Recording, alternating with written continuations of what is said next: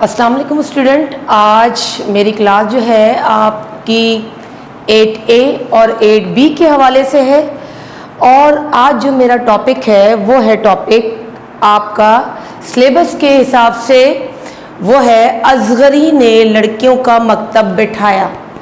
अब ये टॉपिक आपको पढ़ने में बड़ा अजीब सा लग रहा होगा, लेकिन ये आप जब पढ़ेंगे और समझेंगे तो आपको अंदाज़ा होगा कि इस चैप्टर में दरअसल डिप्टी नज़ीर अहमद जो कि उर्दू के पहले नावल निगार तस्लीम किए जाते हैं, उन्होंने किस बात को पेश नज़र रखा।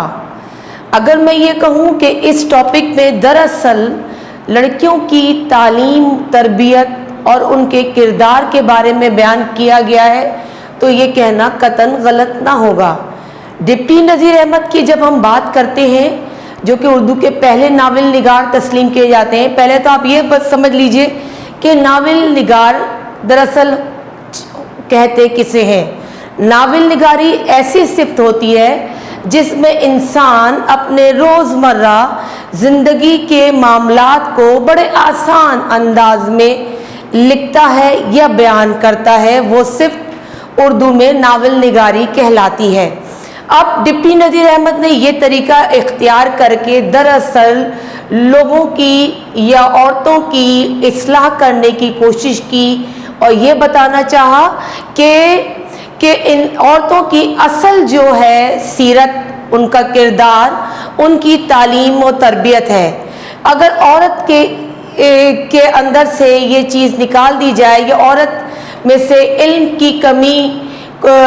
की कमी रह जाए औरत में, तो फिर ना एक औरत अच्छी तालीम और तरबियत कर सकती है आने वाले मुस्तकबिल की, ना वो खुद तालीम याफ्ता कहला सकती है। अब यहाँ औरत की तालीम और तरबियत पर जोर देकर डिप्टी नज़ीर अहमद ने दरअसल एक अच्छे कौम की, एक अच्छे मुस्तकबिल की बुनियाद अगर मैं कहूँ तो करार दिया है, तो ये कहना भी गलत ना होगा, क्योंकि ये बात तो आप बखूबी जानते हैं कि एक अच्छी माँ जो होती है अपने बच्चे की पहली दर्जगाह बनती है। अगर बच्चा सीखता है तो वो अपनी माँ की गोद से ही सीखता है और एक अच्छी तालीम और तरबियत पाता है। तो एक अच्छी औलाद के लिए माँ का तालीम याफ्ता होना भी बहुत ज़रूरी है। और ये बात किसी ने क्या खूब कही थी कि तुम मुझे पढ़ी लिखी माँ दो, मैं तुम्हें एक अच्छी कौम दूंगा। ये बात बिल्कुल रोज़ रोशन की तरह अयां है, वाज़ेह है कि तालीम और तरबियत ही एक अच्छे मुस्तकबिल की ज़मानत बनती है। तो लिहाजा डिप्टी नज़ीर अहमद ने अपने इस चैप्टर में दरअसल इसी बात को उजागर किया और ये बताने की कोशिश की कि एक अच्छी तालीम याफ्ता औरत ही माशरे में एक अहम किरदार अदा कर सकती है। अब वो किस तरह, उनके बहुत मशहूर और मारूफ नावल जो उनका था उमरातुल उरूस, जिसने माशरे में एक बहुत अहम मुकाम बनाया और बहुत शोहरत हासिल की, जिसकी वजह से डिप्टी नज़ीर अहमद ने उसमें उन्होंने दो किरदार को पेश किया। एक तो था असगरी और दूसरा था अकबरी। लेकिन आपकी इस किताब में जो हिस्सा शामिल किया गया वो असगरी का किया गया और उसकी तालीम और तरबियत का यहाँ जिक्र किया गया, क्योंकि असगरी का जो किरदार था वो बहुत अच्छा था, तालीम याफ्ता किरदार था और सलीकामंद किरदार था, जबकि अकबरी का बिल्कुल अपोजिट किरदार था। लेकिन आपके इस चैप्टर में असगरी का जिक्र करके, उसकी तालीम और तरबियत का जिक्र करके ये बताने की कोशिश की कि एक अच्छी सलीकामंद और तरबियत याफ्ता खातून ही माशरे में एक अहम किरदार अदा कर सकती हैं। वो किस तरीके से असगरी का किरदार इन्होंने किस तरह बयान किया, दरअसल वो इस तरह अगर मैं कहूँ कि असगरी जिस मोहल्ले में ब्याह कर गई, वहाँ जो थी वहाँ पहले से ही फताउल्लाह जो थे वो उस जगह रिहाइश पजीर थे। अब फताउल्लाह खान जो कि बहुत अच्छी हैसियत से के मालिक थे, तो उनके पास दुनिया जहाँ की हर आसाइश मौजूद थी। उनकी औलादें थीं दो, एक तो थी जमाल आरा, दूसरी थी हुस्न आरा।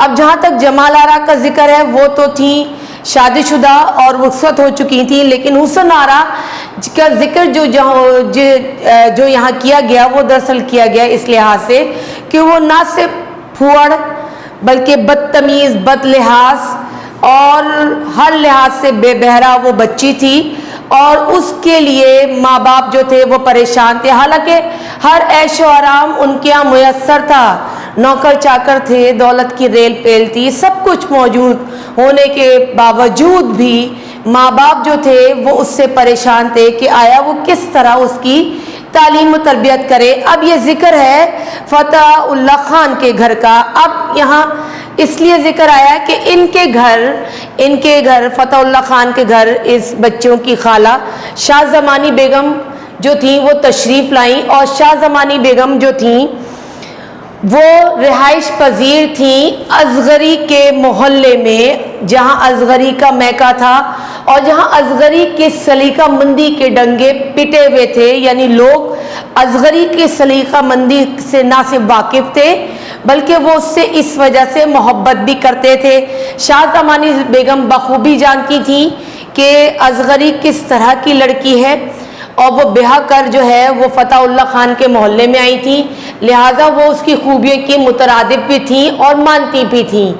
अब जब हुस्न आरा जो अपनी भांजी का जिक्र उन्होंने किया, उसके लिए वो परेशान थी, तो उन्होंने जिक्र किया असगरी का कि असगरी जो है वो बहुत सलीकामंद खातून है और वो हर लिहाज से आपकी बच्ची की ना सिर्फ तरबियत करेगी बल्कि बेहतरीन इखलाक और किरदार भी मुहैया करेगी। तो इस बात के पेश नज़र रखते हुए फतहुल्लाह खान की वाइफ ने जो है ना सिर्फ असगरी से राब्ता करने का सोचा बल्कि अपनी नौकरानी को भेजा और कहा कि जितना मुमकिन हो सके, जो भी हो सके हम अदा करेंगे, बस आप किसी तरह हमारी बेटी की तालीम व तरबियत कर जाएंगे, कर लें। पर असगरी जो कि एक तालीम याफ्ता खातून थी और वो ये बात बखूबी जानती थी कि किस तरह ज़िंदगी गुजारनी है और बेहतरीन तरीके से ना सिर्फ उन्होंने अपनी तालीम व तरबियत ना सिर्फ अपने मैके में मनवाई बल्कि ससुराल में भी मनवा चुकी थी। लिहाजा जब उनके सामने ये मामला पेश आए तो उन्होंने अव्वल तो पैसा लेने से इनकार कर दिया और मना कर दिया कि पैसे के साथ मैं नहीं ये काम कर सकती।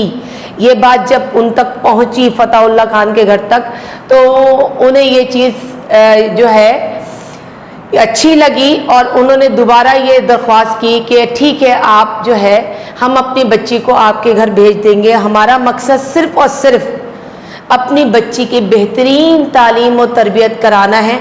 और यही वजह थी कि उनकी बच्ची ने ना सिर्फ उनके घर गई बल्कि एक अच्छी तालीम और तरबियत भी उनको मुयस्सर हुई।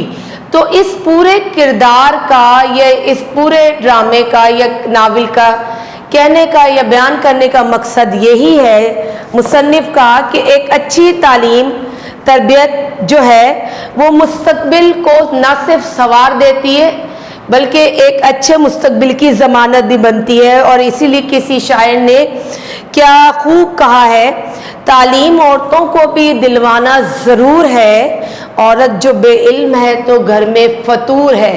फतूर कहते हैं झगड़ा या कहना चाहिए बुराई को। तो अगर ये शायर की बात पे गौर करें तो ये कहना कतन गलत ना होगा कि अगर एक अच्छी तालीम याफ्ता माँ नहीं होगी तो घर में एक अच्छी औलाद भी परवरिश नहीं पा सकेगी। और इसी बात को डिप्टी नज़ीर अहमद ने अपने नावल असगरी ने लड़कियों का मकतब कहते हैं मदरसे को, कि मदरसा बनाना या एक जगह जहां बच्चों की तालीम और तरबियत की जा सके बनाया या बिठाया। तो दरअसल उसका बुनियादी मकसद असगरी का यही था कि ना सिर्फ वो एक अच्छी तालीम याफ्ता औरत थी बल्कि अच्छे अखलाक की हामिल थी और अच्छे किरदार की भी हामिल थी। क्योंकि एक अच्छा इंसान ही माशरे में वो होता है कि जब उसके पास से कोई शख्स गुजर जाए तो वो आदमी इंसान बन जाए, अगर पास बैठ जाए तो इंसानियत सीखे, और अगर साया पड़ जाए तो सलीका सीखे, और अगर गुजर जाए तो अदब पकड़े।